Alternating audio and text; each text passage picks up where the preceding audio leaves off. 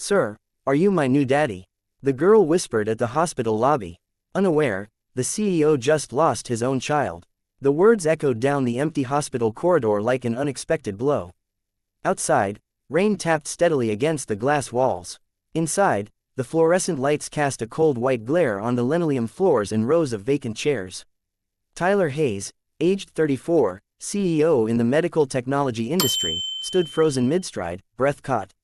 He had arrived that afternoon to finalize the organs donation of his 5-year-old daughter, Sophie, who had died in a car accident 2 weeks before.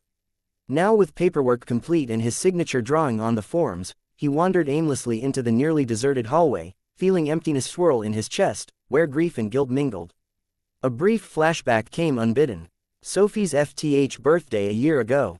Tyler had missed it for an urgent board meeting. Sophie had waited by candlelight in their kitchen, clutching a pink cupcake, whispering, "Daddy will come soon," until she fell asleep. Tyler remembered the ache when he came home too late.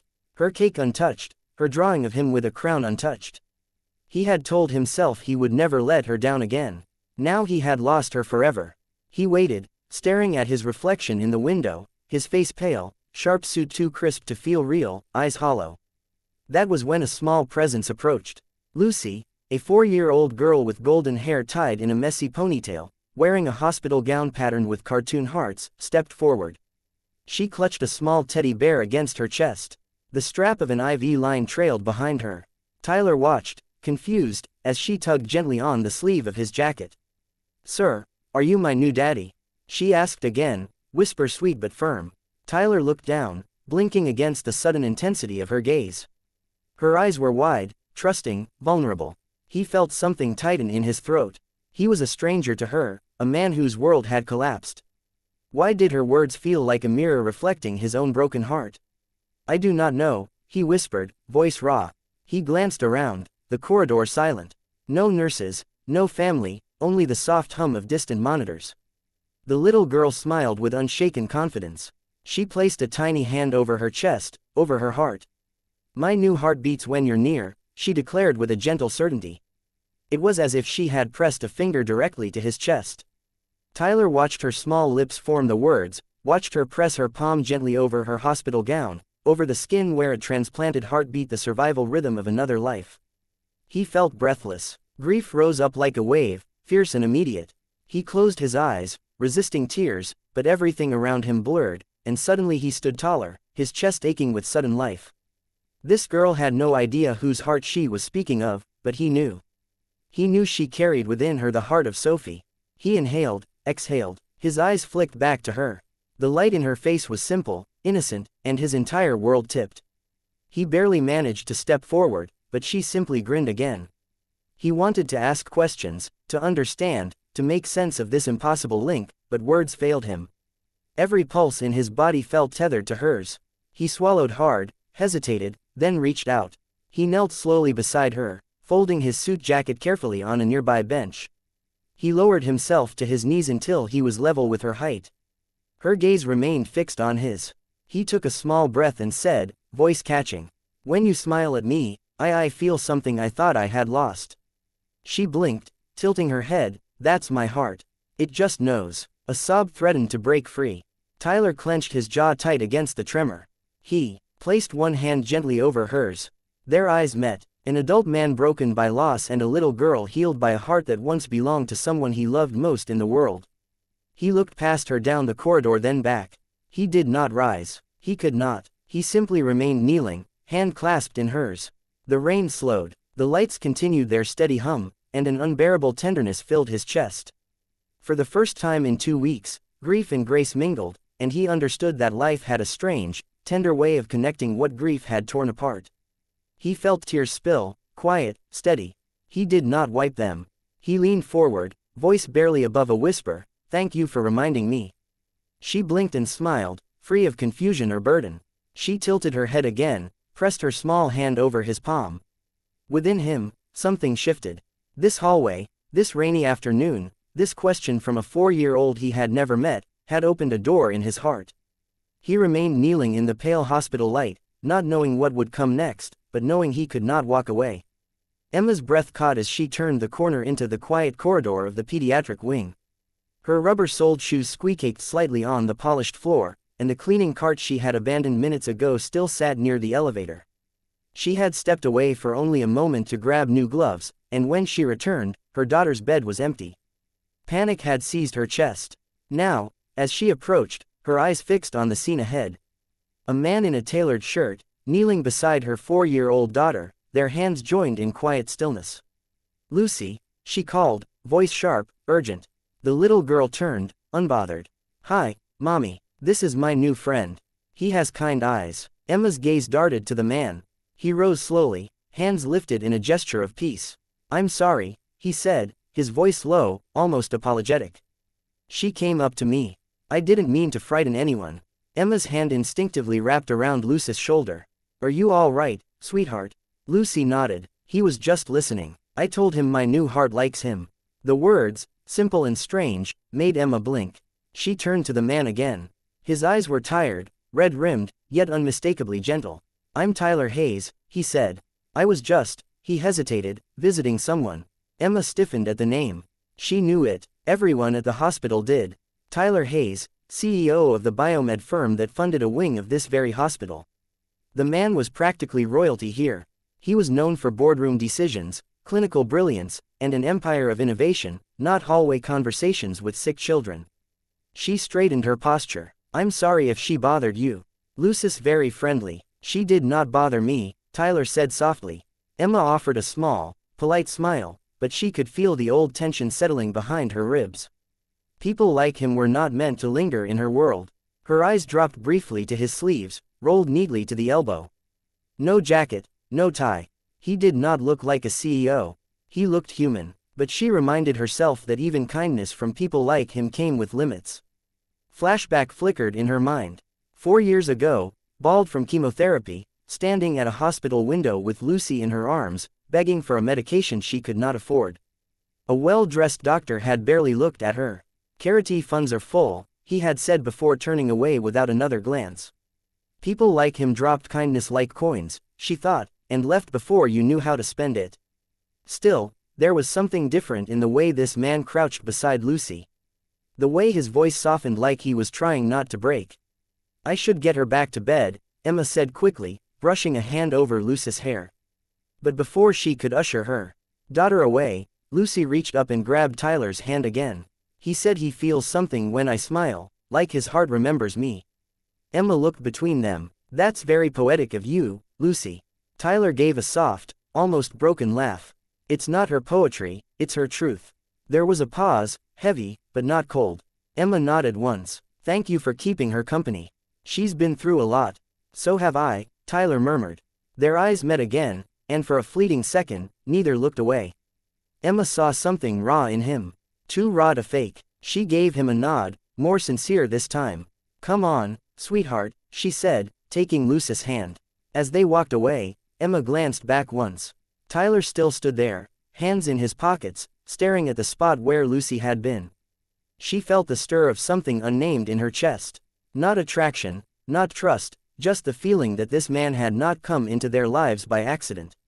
The next time Tyler saw them, it was in the small hospital garden behind the pediatric wing. Emma was sitting on a bench, Lucy curled up beside her, drawing something with a stubby crayon on a clipboard. The air smelled of rain and roses, and everything seemed too quiet for the weight inside Tyler's chest. Emma looked up as he approached. This time her smile came quicker, though it still held a hint of caution. "She insisted on sunshine today," Emma said softly, "even if it's filtered through clouds." Tyler crouched down to Lucy's level. "What are you drawing?" She lifted the board. A heart, bright red, too big for the paper. Inside, 3 stick figures holding hands. "That's me, Mommy. And my heart friend," she said proudly. "The girl who gave me her beat." Tyler froze. He looked up at Emma. "She says that sometimes," Emma explained. "Ever since the transplant, like the heart talks to her," he nodded slowly. "You ever tell her about the donor?" Emma's face darkened just slightly. "They won't tell us who it was, just that it came from a child, female, same age, same blood type." It was a miracle, her voice caught. "The call came at 2:08 a.m. I still remember the sound of the phone before I even picked it up. I just knew." Tyler's stomach turned. He felt the first sting behind his eyes. "That was 2 weeks ago." Emma nodded. February 18th. Tyler did not speak. His mind raced backward. Sophie, the accident. The moment the doctors told him there was nothing they could do. The slow, breathless hours that followed, the consent form his ex-wife had left behind. Sophie was an organ donor. It was the only thing they had ever agreed on. He stared down at Lucy. She was humming now, her tiny foot swinging under the bench. His heart ached with a memory of another child who used to do the same thing. Exactly the same, Sophie. That night, Tyler sat in his car long after the sky had turned black. The hospital parking lot was mostly empty. He opened his laptop with shaking hands, typed in his access code, and pulled up the internal transplant log. He stared at the list of recipients. One name, Lucille Jane Carter, 4 years old, blood type O, transplant date, February 19th. The donor, Sophie Elise Hayes, age 5. He read it over and over as if the letters would change. As if the truth might soften somehow. It did not. Tyler leaned back in the seat, breath ragged. His hand went to his chest, not to check his own heart, but to anchor himself. She's alive, not Sophie, but something of her, someone. He let his head fall back, eyes toward the ceiling of the car. The tears came fast, unexpected, unstoppable. Not because he was mourning again, but because he was not. He had cried for Sophie every night, but this was different. This was not a goodbye. This was something else, a beginning. He pictured Lucy's hand over her chest. My new heart beats when you're near.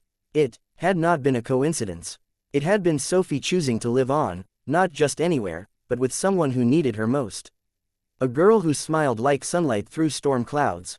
Tyler wiped his face, but the tears kept falling because for the first time in weeks, he was not just grieving.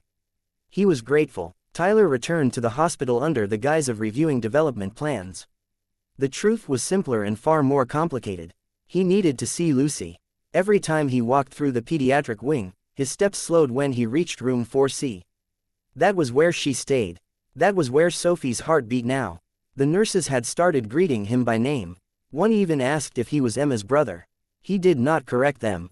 Lucy always lit up when she saw him. Mr. Nice. She'd squeal, running, waddling into his arms. Her post-op energy still limited, but growing every day. He began bringing small things. A coloring book, a toy tea set, once a stuffed animal with floppy ears, and a pink bow. This was my daughter's, he said softly, placing it on Lucy's bed. She called her Pancake. Lucy clutched it immediately. She has a warm smell. Emma was in the doorway holding a laundry bag. Her eyes caught the exchange and for a moment she froze. She watched as Lucy began humming softly, sweetly. The same tune Sophie used to sing before bed. Emma stepped back into the hallway, one hand over her mouth. Tears slid down silently. She had never taught Lucy that melody. Later that night, she stood by the hospital vending machine, watching the rain streak the window. She thought of Tyler's visits, how he knelt beside Lucy when he spoke to her, how he never looked at his phone when he was there, how he seemed real, and that scared her. He was rich. He was powerful. He did not belong to her world, but somehow he belonged in that room. She clutched the collar of her uniform tighter, a memory surfacing a day years ago when she had come to this hospital seeking help. Broke, terrified, with her cancer diagnosis still echoing in her ears. A doctor, clean-shaven, expensive watch, smile too tight, had looked at her chart and said, "We're not a charity." She had never forgotten that. Now she looked at Tyler and thought, men like him don't stay. They drop kindness like coins and leave before we know how to spend it. Inside her chest, something fluttered. Was it fear? Hope? Lucy giggled behind the door, and Emma's grip on her keys loosened. What if he stayed? What if he didn't? That night, she watched Tyler through the glass of Lucy's room as he helped her color inside the lines of a princess gown. He was not wearing a suit, just a gray sweater and jeans. At one point, he looked up and saw her watching. He smiled. Emma looked away. She returned to find Lucy asleep, Pancake tucked under her chin. Tyler stood. I should go. Emma nodded, unsure if she wanted him to. At the door, he paused, reached into his coat, and handed her a folded sheet of paper. I found this. Sophie drew it once. I thought maybe Lucy would like it. She took it. 3 stick figures holding hands under a rainbow, one of them with blonde curls and a crown. When he left, Emma sat by Lucy's bed and traced the crayon lines with her finger. She whispered into the silence, please don't let him break her heart or mine. Rain tapped against the hospital windows like a clock counting down a moment Tyler had dreaded and longed for in equal measure. In his room, the sadness and misery from the memory of the fall further impacted any emotion. He had asked Emma to meet him in the corridor on the 5th floor, an older wing where no patient stayed, and the lights flickered with age. It was quiet there, too quiet. He stood with his back to the window, hands folded, the weight of what he was about to say pressing against his chest like gravity had doubled. When Emma appeared, her face wore the guarded politeness she always kept around him now. But there was something beneath it. Confusion, weariness, a flicker of trust she had not extinguished completely. "Is Lucy okay?" she asked, worry flashing across her features. "She's fine," he said quickly. "It's not that, it's I need to tell you something." She stopped a few feet away, brows knitting. "What is it?" Tyler placed his hand on his chest as if steadying the words. "Lucy, she has Sophie's heart." Emma did not move. At first, it was as if the sentence had not landed, but then her eyes widened and she stepped back. She looked like she had just heard the world was ending. Not in an explosion, but in a slow, silent unraveling. "No," she whispered. "You mean?" He nodded. "The match, the date, the donor." It was Sophie. Emma's hands came up to her mouth. She blinked fast, shaking her head as if trying to wake from a dream that had gone suddenly cruelly real. She let out a breath, shaky and quiet. All this time, her voice trailed off. Tyler waited for the gratitude, for the hug, for the tearful thank you. Instead, she stared at him, eyes hardening. "Is that why you're here?" she said. "All this time, was it because you see her in my child?" Tyler opened his mouth, but nothing came out. Emma's voice rose, the hurt cracking through. "You're not here for Lucy. You're here for Sophie. You're here for a ghost." "That's not true," Tyler began. "You called her Sophie," Emma interrupted, "2 nights ago when you hugged her. You whispered her name." His breath caught. Emma kept going like a dam had broken. "You set up a trust fund. You offered to pay for her school. You show up like it's your right. And I was so grateful. I didn't see it." She shook her head, the fear taking shape. "You're powerful, rich, connected. What if one day you decide she belongs to you? What if I lose her again because you think her heart makes her yours?" "Emma," Tyler said, stepping forward. "Please." "No." She stepped back. "You lost your daughter. I'm sorry." "I am, but I can't let that loss swallow mine." Just then, a small voice broke the air. Lucy stood in the hallway behind them, holding her stuffed bear by one arm. Her hospital socks made no sound as she patted closer. "Am I not good enough for my new heart?" she asked, barely above a whisper. Emma froze. Tyler turned slowly. Lucy's lip quivered. "You're mad because of me." Tyler dropped to his knees, arms outstretched.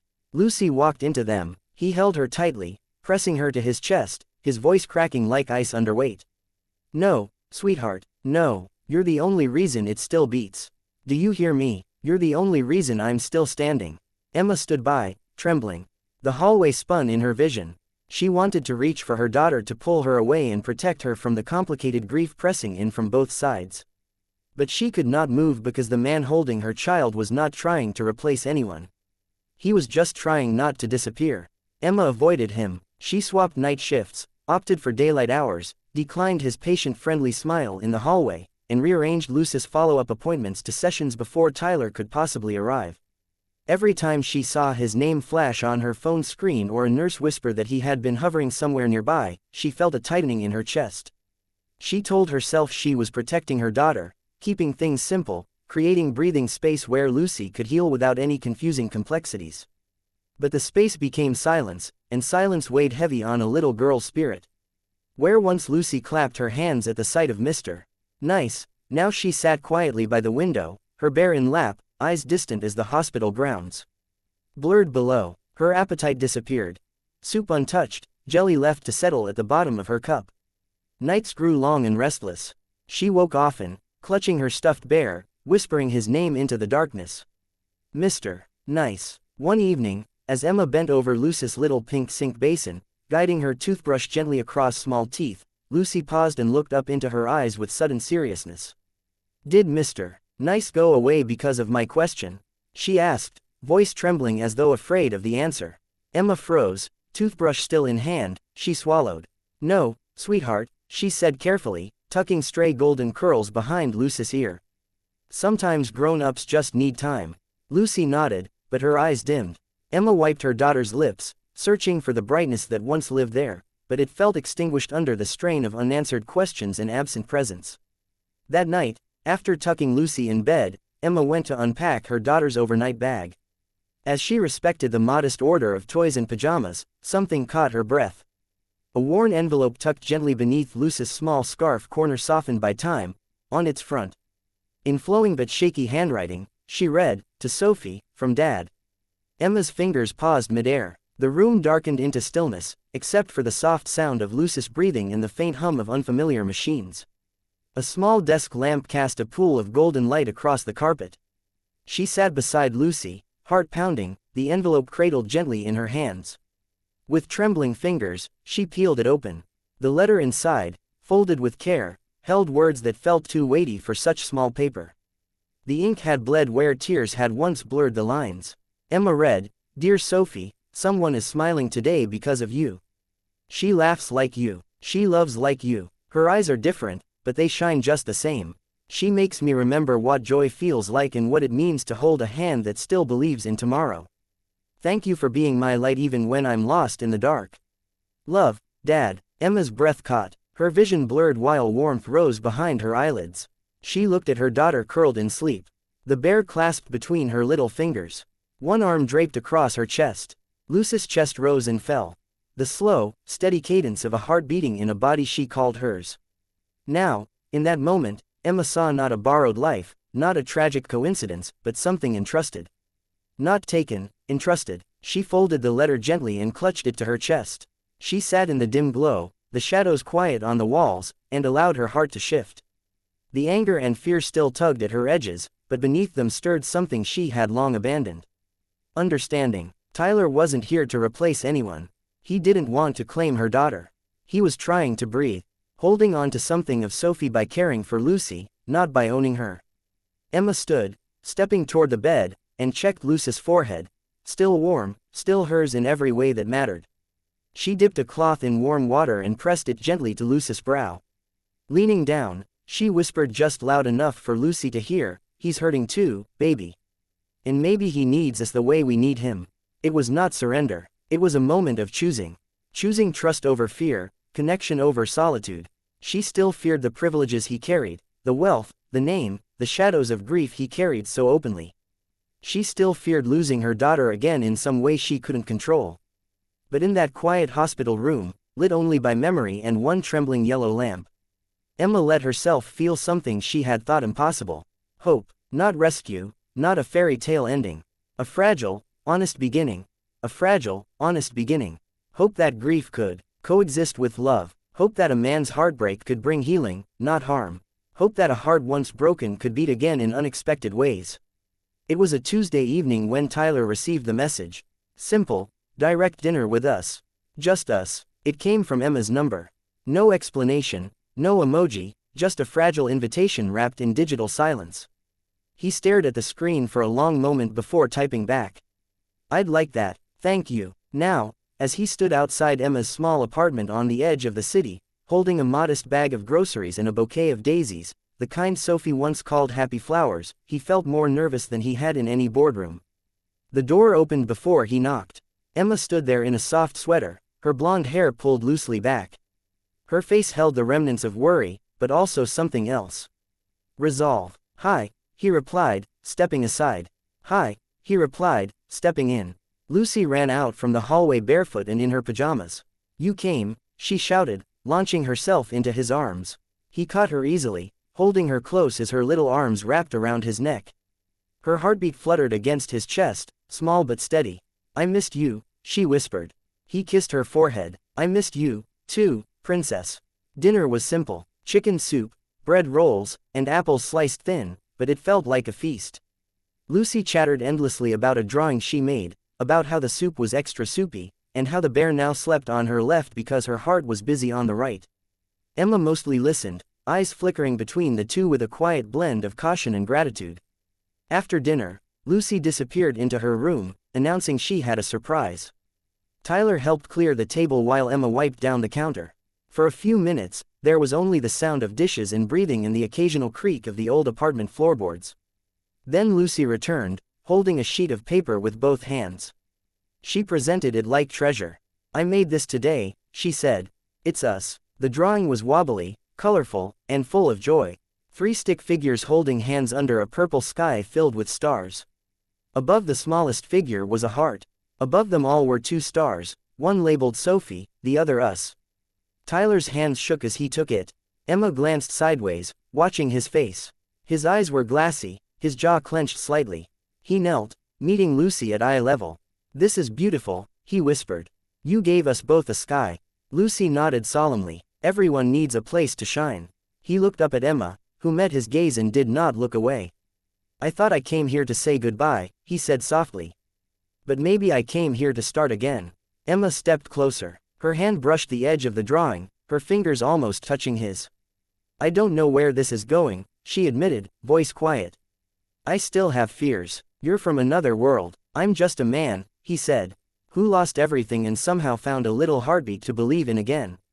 Lucy wrapped her arms around both of them, pressing her cheek into their joined hands.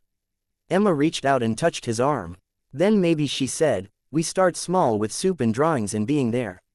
He nodded, his hand covering hers. Outside the city buzzed and blinked. Inside, a quiet formed. Not silence, but the kind of stillness that only comes when pain begins to make room for hope. And 3 people stood beneath 2 drawn stars, one lost and one found. The apartment buzzed with quiet excitement. Streamers hung unevenly along the kitchen doorway. Balloons bobbed lazily from cabinet handles. The scent of vanilla cake filled the air. Emma stood at the counter frosting a small heart-shaped cake. Her hands were steady, but her eyes brimmed with emotion. 5 candles, one for each year, one for each miracle. Lucy burst from her room in a pink dress too big for her frame, a cardboard crown sliding over her blonde curls. She twirled once, then ran straight into Tyler's arms.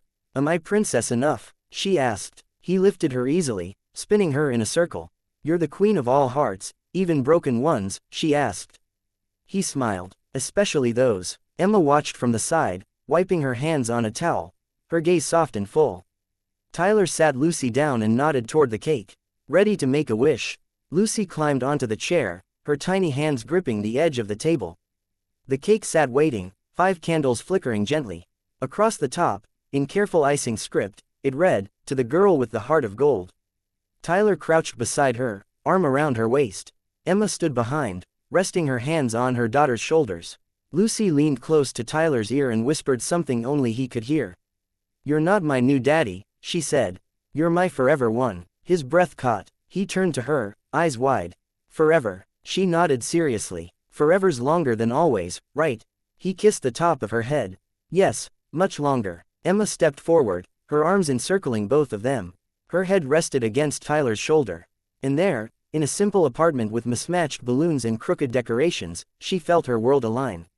Tyler looked at Emma. "Thank you," he whispered. She shook her head. "No, thank you for showing up, for staying," Lucy giggled, breaking the moment. "I need to blow candles now." "Wait," she said suddenly. "I want to light them." She took the lighter from the counter and carefully with hands steadied by purpose lit each candle one by one. Then she closed her eyes, breathed deep, and whispered, "This time I light it for you, Sophie." She blew out the candles in one soft gust. The smoke curled gently into the air like a prayer carried upward. Tyler reached into his pocket and pulled out a locket. Inside was a picture of Sophie smiling beneath a tree in full bloom. He opened the locket and placed it gently next to the cake. "Happy birthday, Lucy," he said. "And thank you, Sophie." The night ended in warmth, in laughter, in something deeper than joy, something like peace. The next morning, golden sunlight spilled through the windows as Tyler knelt to tie Lucy's shoes. Emma packed a small lunch, humming softly. Outside, the sidewalk gleamed with dew. A school bus turned the corner. Tyler held Lucy's hand, walking her to the gate. Emma followed, her fingers brushing Tyler's as they walked side by side. At the gate, Lucy turned back, waved, and shouted, "Don't forget to smile today." Tyler waved back. "Only if you do first." Emma leaned in and took Tyler's hand fully this time, her thumb tracing the top of his knuckles. "You okay?" she asked. He looked at her, then back at the little girl with the golden heart now skipping into the schoolyard. "I am now," he said.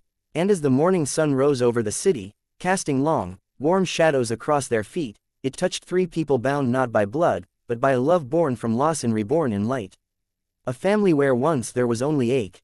If this story touched your heart, reminded you that love can rise from the ashes of grief and that sometimes the most broken hearts beat with the most beautiful rhythms, then you belong here with us.